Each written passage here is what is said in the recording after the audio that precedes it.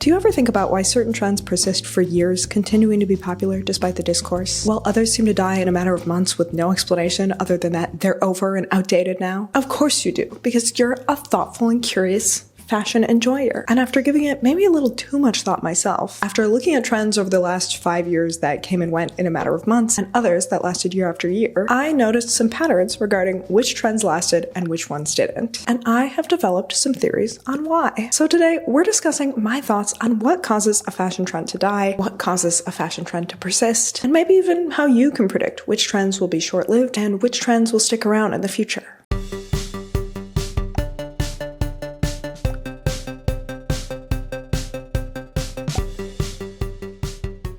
Alright, the first pattern I noticed among trends that die out very quickly is that they are hyper-specific, rather than customizable and adaptable across different people and styles. So, for example, plaid as a trend has lasted years on end, never really goes away in fashion. And it also has so much variety and different application in fashion that we never run out of new ways to use it. Conversely, let's consider those puffy flower choker necklaces. You remember the ones, which were incredibly specific, really only had one execution. Every product looked virtually the same. They were not really able to be reinvented or adapted into different styles at all. And I think those were one of the most short-lived trends of the past handful of years. I actually think hyper-specificity is probably the most important factor in how quickly a trend dies for two reasons. One, the more specific a trend is, the quicker it will feel overexposed. Because if you see different variations on a trend, you're not literally seeing the exact same image or product over and over again. There is still novelty and variety within the trend. Whereas when it's super specific, we're just seeing the exact same thing that many more times and getting sick of it that much quicker. Again, I can see 10 different plaid clothing items that all feel completely new and different and not repetitive. Whereas if I see 10 different iterations of that puffy flower choker, I'm getting real sick of that choker. The second reason I think hyper-specificity causes a trend to die quickly is that if a trend is hyper-specific, it will also just work for fewer people in fewer different situations. The more specific it is, the less adaptable and versatile. So more people will find it unrealistic and inconvenient and either never buy into it in the first place or get sick of it really quickly because it's not actually working for them. I also think in the age of social media, especially with faster and faster paced feeds like TikTok, something very specific becomes repetitive and boring much quicker because we just see so many more people on there than we would in normal everyday offline life. And so many more people promoting products and seeking virality via products. Humans were never meant to see this many people, especially this many people selling us shit. Our brains aren't built for it. So even if you have never seen, for example, the House of Sunny Hockney dress in real life a single time, I personally haven't, you still saw it so much online and then saw so much discourse about it online that you probably know that it's a trend that blew up, got overexposed, and then died incredibly quickly, all through one little screen. So I think in the age of social media and algorithms, hyper-specific trends get old all the quicker, thusly causing our rapidly increased trend cycle, which I think was at its height in like 2020, 2021, which was also kind of a peak time for being online and social media usage.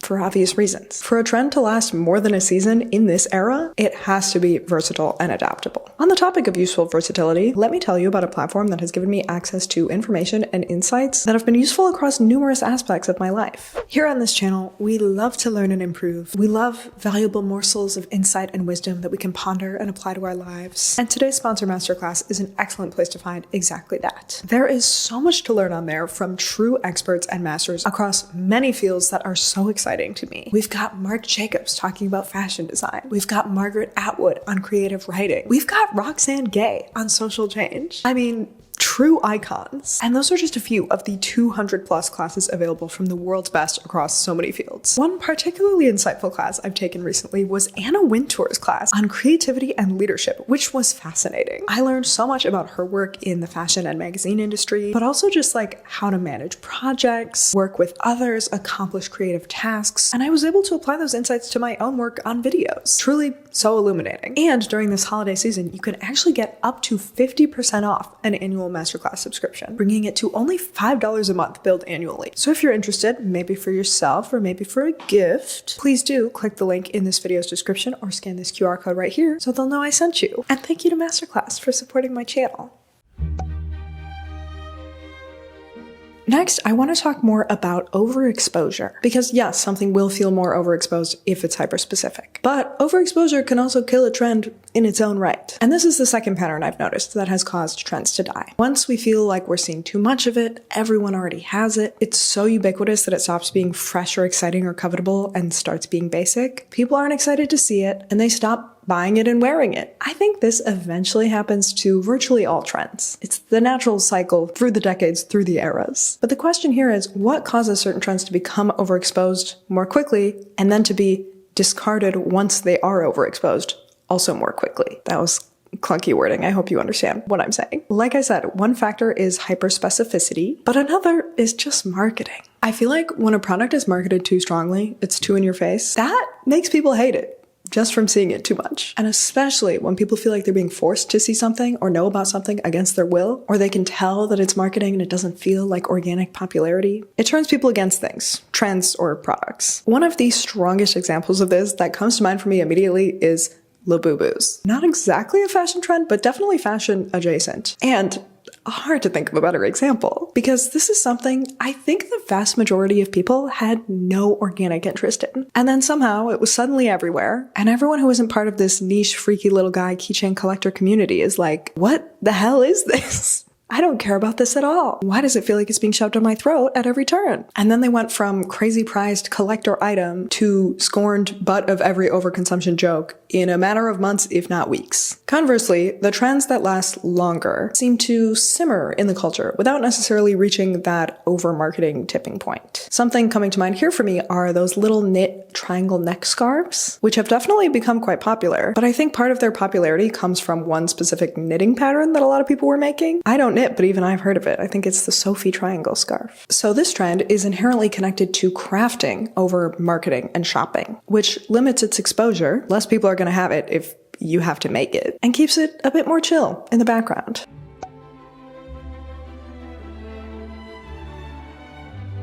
I think part of why the Labubu craze felt so forced and unappealing to so many people is because they blew up and became overexposed so quickly. It was quite niche, and then it was everywhere in a matter of weeks, if not days. It felt like hours. It felt like it was nothing, and then 3 hours later it was everything. And a hyper-speedy rise to popularity is the next trait that I think also kills trends very quickly. A speedy rise is a bad sign for the longevity of a trend, because when something slowly comes into fashion over a matter of months or even years, even though that is still a shift in the trend cycle, it's much less likely to feel like a trend and more likely to feel timeless or classic, because you've already slowly adjusted to seeing it over years. It's also more likely to feel like a natural evolution of your personal style for that reason. Whereas when something is suddenly everywhere all at once, it's like our culture and our taste hasn't had time to catch up. So the trend is more laid bare for what it actually is, which is often a pretty arbitrary change that is not inherently better or more stylish or more you. Slower trends make us feel more like something is genuinely, organically aligned with our taste, because we've slowly warmed up to them and gotten familiar with them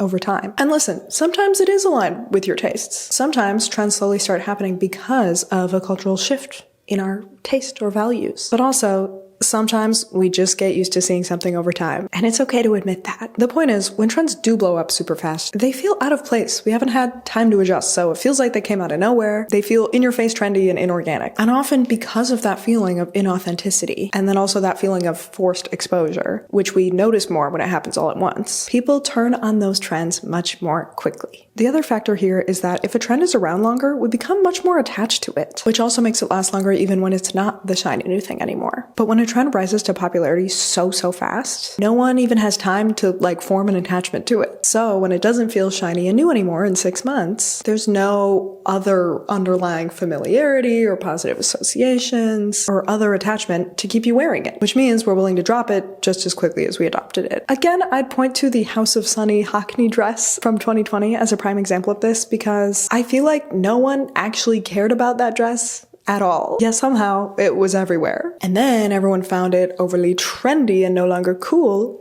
very quickly, and we didn't even have time to get invested in it before it was already over. I think a lot of trends of the early 2020s are examples of this. I'm also thinking of that sort of swirly like paint drip pattern, the wavy checker print, everything in bright pastels, those patchwork items that had like the visible seams on the outside. Because they became ubiquitous so fast, once people were over it, they didn't have any meaningful positive associations and connections with those styles. People just weren't invested in them, so they were discarded quickly. Ah, man, it is actually physically hurting me to think about how many of these must be in landfills right now as we speak. We can't think about that right now. We have to move on.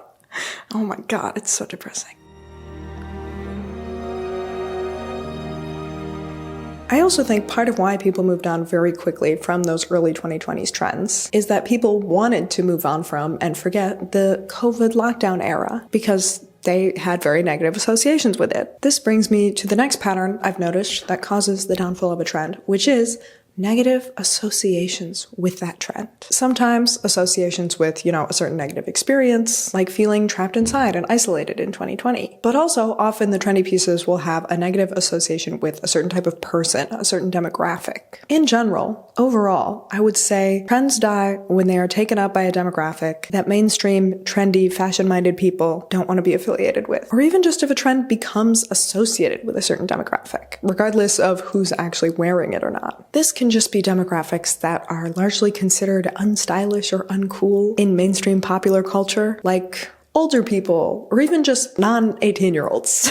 Perfect example of this, the death of skinny jeans. I mean, that was actually an incredibly long-lived trend. Those lasted like 10 solid years as the top type of jeans worn by the masses. But by lasting 10 years, people who started wearing them when they were in like their 20s and 30s aged 10 years. So then the new cohort of teens and young 20-somethings were like, old people wear those. My teachers wear those. My mom wears those. And of course, when you're 16, old people like your teachers and your mom are uncool to you. And therefore, skinny jeans become uncool. For the record, I'm not saying this is right or good, but it is what occurs with fashion trends. Honestly, being associated with older people is probably one of the best deaths a trend can have, because it means the trend lasted long enough for the original adopters of it to have aged. But uncool old people are not the only negative association a trend can have. Certain trends and the assumed demographics who wear them can also be associated with certain undesirable values or ethics. And this is always shifting, because certain fashion trends can take on new associations with new values, and also which values we find undesirable are always shifting. Something seen as a positive association in one era might be a negative one in another. For an example, the old money aesthetic comes to mind for me here. This was a big trend a year or two ago. If my memory serves me, I would say it peaked in 2023. In 2023, people, frankly, didn't seem to be thinking that hard about the ethical implications of old money. Then, 2024 was an election year. Things were feeling a little different. And then Trump won. And everyone started talking about how we should have seen this coming because of all the conservatism happening in fashion in the prior years. Now, the values and implications of the old money aesthetic are brought to the forefront a little bit. And clearly those values resonated with a lot of Americans and still do resonate with a lot of Americans. Look where we are. But young women who tend to drive fashion trends also, statistically, demographically, tend not to be conservative. And in this new political context, what I haven't heard anyone reference in a while? The old money aesthetic really hasn't seemed to have the same coolness or cultural cachet in the past year or two. This isn't to say underlying conservatism isn't still informing mainstream trends and culture. It absolutely is. But it's gotta be sneakier now. Because when young women are conscious that something has conservative overtones, we don't really like it, statistically. Also, in the age of trend discourse, the sort of anti-trend trend, the fear of being too trendy, the negative demographic association that a trend can be linked to can literally just be trend followers. Basic people, contempted influencers, a micro-trend final boss, etc. This is about to be a ridiculous sentence, but once a trend becomes associated with people who follow trends, it makes it less trendy. The trend stocks immediately go down once it's recognized as a trendy trend. What's interesting to me is that not every trend gets dubbed micro-trend, final boss, hyper trendy. Some trends seem to go unnoticed as trends that are even happening. even if they're everywhere. What causes a trend to die isn't necessarily how trendy it actually is, but rather how trendy it's perceived to be. Like we talked about, there are other factors that play into what makes a trend feel trendy versus what makes a trend feel classic or like personal style. The speed or specificity or ubiquity of a trend can all contribute to this. But then once it's perceived as overly trendy, that's another hit that contributes to its decline. And again, this is tied to values, because in this current moment in fashion, being super trendy is perceived by many as a flaw, a failure of personal style, and even like a failure of your personal character to some. I think because trends are so associated with overconsumption, fast fashion, so many unethical industries, we have now projected a moral framework onto trendiness itself. So trends that are obviously trendy enough to really come to mind as trends are then already on their way to decline. A lot of what this comes down to is authenticity. If a trend feels authentic or like it can be used or interpreted in an authentic way, people buy into it much more and it lasts a lot longer. Whereas if a trend feels forced, too marketed, too much like you're trying to be trendy rather than like being yourself, people don't like that. And those trends don't last as long. And I think one of the final factors that contributes to a trend feeling inauthentic is if it's too unfamiliar. When a trend is too new conceptually, too different from anything we've seen historically, it doesn't fit into the fashion frameworks we already have, it doesn't have any history tying it to a certain culture or lifestyle or movement or sensibility, people struggle to connect with it and it feels out of place. When something echoes or subverts or builds on fashion we've seen before in human history, it can feel creative and fresh, but it still exists within some context. We have emotional attachments and projections we're associating with it. These styles connect with us more emotionally. Two trends of the 2020s that come to mind for me here are corsets and bows, both of which were or continue to be persistent over multiple years, reinterpreted and reworn in so many ways. And I think most people still find both pretty cute and stylish, or at the very least inoffensive, even if they're past their ultimate peak trendiness. And both of those items have an extensive connection to fashion history over literally hundreds of years, if not longer. On the flip side, thinking of some much shorter-lived trends, like that swirly paint drip pattern that was everywhere, underwear as pants. Remember when that had a moment? Those red cartoon boots, the patchwork clothes with the visible seams again come to mind here. These are all things that don't really have obvious historical precedent. They don't necessarily align with specific subcultures or established style genres like boho or grunge. They feel sort of contextless. This also immediately attaches them exclusively to the context of their current era, whatever particular era they were released or became popular in, which makes them look dated way faster because there's no ambiguity about when they're from. Even thinking of like wavy checker print versus regular checker print. Both of these became very trendy in 2020, but only one of them has historical precedent, and only one of them is still really present in fashion and decor and aesthetics now. And the other one that was too new became super dated within like 2 years. I also think people like their clothes to make sense and feel practical and logical, even though so much of fashion is completely arbitrary and it's not necessarily inherently more logical to wear clothes with the seams on the inside. One could argue it's more logical to have the seams on the outside, so then you have a smoother surface inside against your skin. But at the end of the day, it's not actually about what's the most logical. It's about feeling normal and sensible and not wanting to look dumb. And I think this is another key reason trends that align with established norms and what people think of as sensible face a lot less ridicule and last longer. Whereas trends that most people have no historical context for or attachment to are much more likely to feel strange or absurd and therefore wrong or embarrassing, which is harder to get people to buy into. Because really, like almost all of fashion is actually kind of strange and absurd. So anything new that we're not already used to is gonna feel a little absurd because it's all absurd. But no one wants to feel absurd and silly. We all just want to feel normal, even though we're all doing absurd actions and making absurd choices based on our social conditioning and context every day. Then again, is it absurd to make choices based on your social context and conditioning? Many would say no. The social meaning is the point. But that would have to be a whole nother video. We don't have time to get into all that today. I think most of this can really be summed up with the idea that people want to feel authentic yet cool, and they want to feel unique, but also still normal. and sensible. It's a fine line we're all trying to walk. And so trends that feel too forced, too basic, or out of alignment with our values or our sense of what's correct become unappealing. Conversely, if you're hoping to keep your future shopping to trends that will have more longevity and long-term wear, I'd go for styles that are broad, versatile, and can be styled in tons of different ways. Styles that are simmering slowly over time instead of being suddenly everywhere. Styles you already have long-term positive associations with. And styles that have some context or precedent for you in your own life or just in your concept of fashion over time. I would love to hear in the comments what you think causes certain trends to go in and out super quickly while others stay around for a longer time. Do you agree with my assessment? Do you have any more factors to add? I'm sure there are other things contributing that I didn't even think of, so I'd love to hear if anything is coming to mind for you. Also, thank you all so much for watching, not just today, but all year. YouTube's little 2025 YouTube Wrapped came out this week, and it has just been so meaningful to me to see how many of you had me in your top 5 most viewed channels. Sometimes I forget these videos are actually reaching anyone, especially reaching people repeatedly who are, having an ongoing engagement with them. So thank you. I appreciate you being here so much. Oh, and by the way, I heard if you do leave a comment, maybe watch another video, if you're into trend analysis, you might like this one I did on the fall 2009 trend as well. And subscribe. Your favorite niche historical fashion trend will come back in for 2026.